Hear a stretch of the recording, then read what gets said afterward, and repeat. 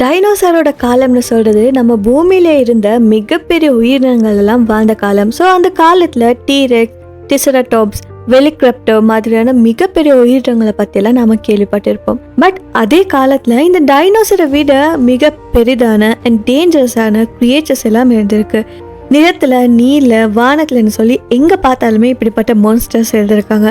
So இன்னைக்கு நம்ம இந்த வீடியோல என்ன பார்க்க போறோம்னா, டைனோசரோட எரால வாழ்ந்த இன்னும் வேறு இனங்களை சேர்ந்த ராட்சத மிருகங்களை பற்றி தான் இன்னைக்கு நம்ம இந்த வீடியோவில் எக்ஸ்ப்ளோர் பண்ண போகிறோம்.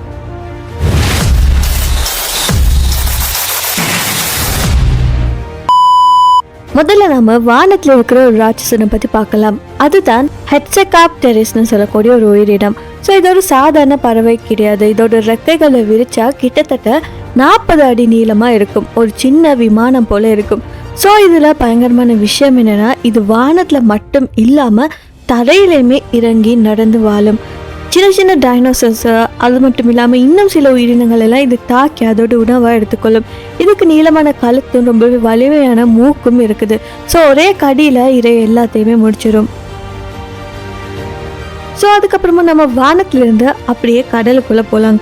கடலுக்குள்ளே இருந்த மிகப்பெரிய ராட்சசன் தான் லியோப்ளூரோடன்னு சொல்லக்கூடிய ஒரு உயிரினம்.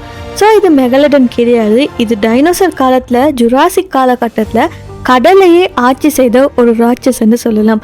இதோட உடலோட நீளம் பார்த்தீங்கன்னா சுமார் 25 அடி இருக்கும்.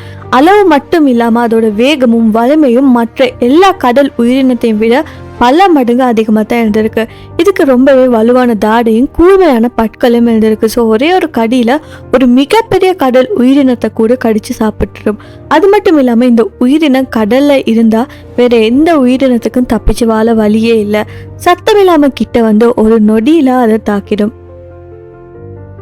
ஸோ அதுக்கப்புறமா நாம தரைக்கு போகலாம். ஸோ தரையில இருந்த ஒரு மிகப்பெரிய ராட்சசன் தான் புல்மனோஸ்கோபியஸ்னு சொல்லக்கூடிய ஒரு உயிரினம். ஸோ இந்த இன்செக்ட் பார்த்தீங்கன்னா சாதாரணமான ஸ்கோபியஸோட அளவில் இருக்காது.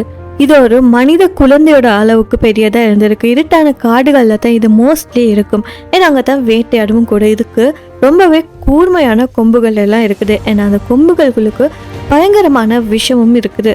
ஸோ இது ஒரு இரையை வேட்டையாடுன்னா அதோட கொம்புகளால் ஒரு கீரை அந்த இரையோட உடம்புல வைக்கும். ஏன்னா அதுக்கப்புறமா அந்த இரை பார்த்தீங்கன்னா உடனே பேரலைஸ் ஆகிடும்.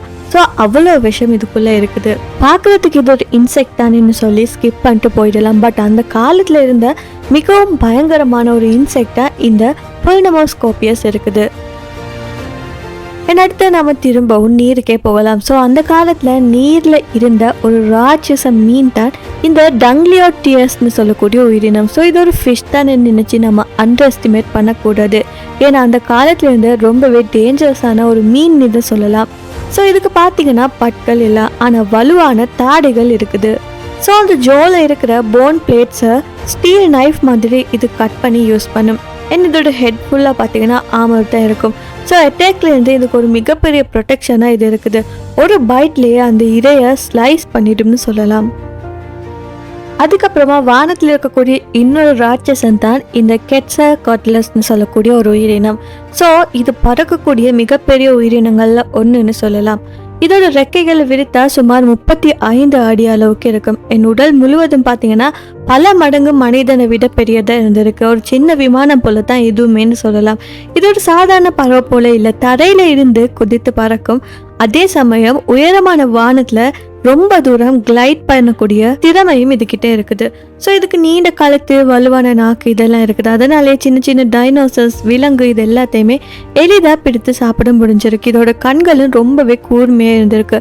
எந்த சூழ்நிலையும் நல்லா கவனிச்சு அதுக்கேற்ற மாதிரி செயல்படக்கூடிய திறமை இந்த உயிரினத்துக்கிட்ட இருந்திருக்கு.